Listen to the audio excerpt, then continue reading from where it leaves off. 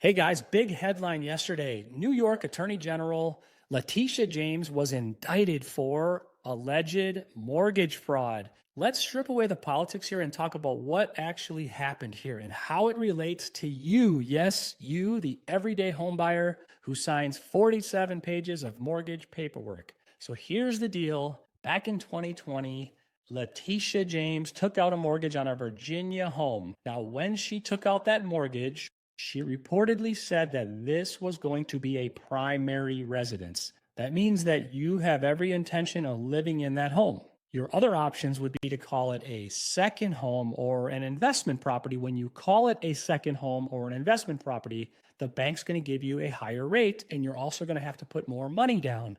Those are things that are probably not advantageous, right? We all want a lower rate, but if you call it primary, you got to live in it. The label matters because primary residences are going to give you the best deal and save you money and a lower rate.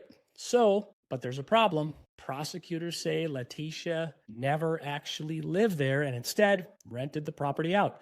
Now, if that's true, it's what we in the industry call occupancy fraud, which sounds fancy, but basically means you told us one thing, you did another. Now, there's also talk about her on a separate issue calling a 5-unit building a 4-unit one. Now, that may sound like a small deal, but it can completely change the loan rules. If you say it's a 4-unit, the rules are totally different.